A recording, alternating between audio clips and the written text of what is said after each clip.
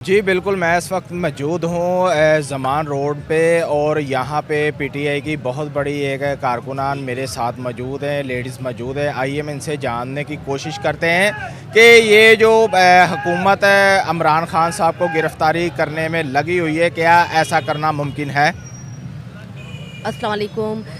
जी, ये मुमकिन तो नहीं है। मुमकिन तो ये भी नहीं है कि जैसे उन्होंने खान को ये कह दिया कि हम आपको अरेस्ट करने लगेंगे, करना है हमने। तो आवाम देखें किस तरह यहाँ पे मैं कहती हूँ किस तरह आ गई है कि जैसे जो कहीं मीठी जगह शहद हो ना, तो वहाँ पे कीड़ियाँ इकट्ठी हो जाती हैं। तो इसी तरह खान के खान एक मकनातीसी समझ ले, कशिश है, मोहब्बत है सबकी।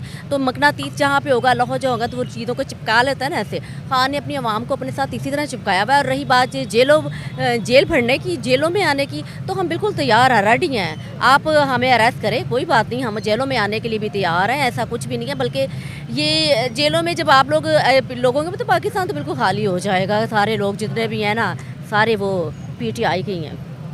अच्छा मैडम, आप ये हमें बताएं कि ये जो बिजली के बिल बहुत ज़्यादा आ रहे हैं, गरीब जो एक दलदल में धंसा जरा जा रहा है, ठीक है, उसको पता नहीं चल रहा वो क्या करे क्या ना करे। लोगों के बहुत सारे जो मीटर गवर्नमेंट ने उतार लिए गए हैं, तो यूनिट भी दिन ब दिन बढ़ते जा रहे हैं। तो इस बारे में आपका क्या कहना है? मैं ये कहूँगी कि ये बिल्कुल दीमक की तरह चाट रहे हैं अवाम को। अवाम जो है ना, दीमक की तरह चाटी जा रही है, ठीक है ना, चाटना ही है ना अवाम को।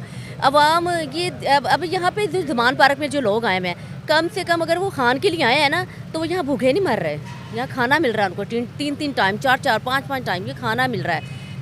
कि आप आम आवाम जो है, मेरे ये जो लोग घरों के किराए के घर में रहते हैं, उनके लिए घर का किराया निकालना, फिर बच्चों को, आपको पता है बच्चों की फ़ीसें कितनी हैं, फिर बिल आगे से आ जाते हैं। इस कदर वो सारी कसर बिलों में निकाल लेते हैं, ठीक है ना। पेट्रोल तो आप करते ही महंगा है, क्योंकि जब पेट्रोल महंगा होता है ना, तो हर चीज़ महंगी हो जाती है। लेकिन बिलों का क्या हिसाब है, मुझे ये बताएं आपने।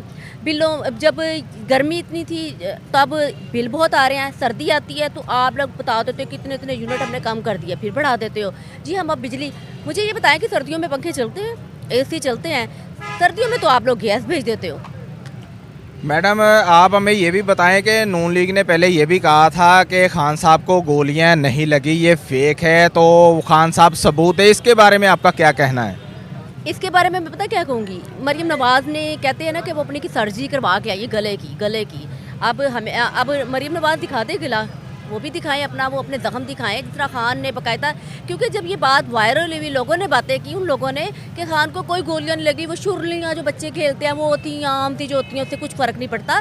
तो खान ने बकायदा एक वीडियो, खान ने कहा मैं मुनासिब नहीं समझता अपने ज़ख्म दिखाना, ये चीज़ दिखाना कि मैं बड़ी कोई बहादरी है या कुछ दिखाना नहीं। खान की मजबूरी थी, खान ने वीडियो बना के सोशल मीडिया पर चढ़ा दी कि दुनिया देखिए, आप लोग भी देखो, मुझे वाकई गोलियाँ लगी हुई थी।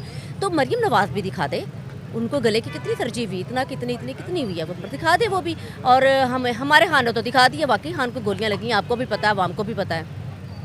मैडम, खान साहब का ये भी कहना है कि इलेक्शन करवाओ, मुल्क को बचाओ, महंगाई क्या कम होगी? क्या जब खान साहब इक़्तिदार में आएंगे, वज़ीर आज़म पाकिस्तान बनेंगे, तो गरीब लोगों का भला हो सकेगा? जी बिल्कुल, जैसे उन्होंने कोरोना को कितने अच्छे तरीके से हैंडल किया है। कोरोना को पूरे पाकिस्तान में, इंटरनेशनल जो महंगाई थी ना, वो सिर्फ पाकिस्तान पहले नंबर पे आया था। ये बात मैं कह के हर चैनल में हर चैनल में मैंने ये बात की है कि जी इंटरनेशनल महंगाई थी ना जो खान के दौर में, वो पहले नंबर पे पाकिस्तान था, जिस सबसे कम थी, उसने हैंडल किया है, कंट्रोल किया है। लेकिन लोग आवाम को नहीं समझ पाई जो उनको सपोर्ट करती थी, ठीक है ना। तो खान को मौका ही नहीं मिला। खान ने तो इतने अच्छे तरीके से कोरोना को कवर किया। आप यकीन, आपको लगता था जब कोरोना आया था, ऐसे लगता था कि शायद पता नहीं हमने आज कल पता नहीं हमें भी कोई ऐसी ये लहर आई है जो हमें कुछ ना हो जाए। हम इतना डर गए थे, हम अपने अपनों से नहीं मिलते थे, अपने अपनों से दूर हो गए थे, इतना खौफ एक अंतारी हो गया हुआ था। हमें तो शुक्र अदा करना चाहिए कि सारों ने, खान के जितने सपोर्टर थे, उन्होंने खान का, यानी कि खान के साथ चले। खान ने तहरीक चलाई, खान ने कैंपेन चलाई कि आप लोगों ने ये कोरोना जो इसको किस तरह काबू करना है, तो किया है। शुक्र अल्हम्दुलिल्लाह, कोरोना से दूर है सब।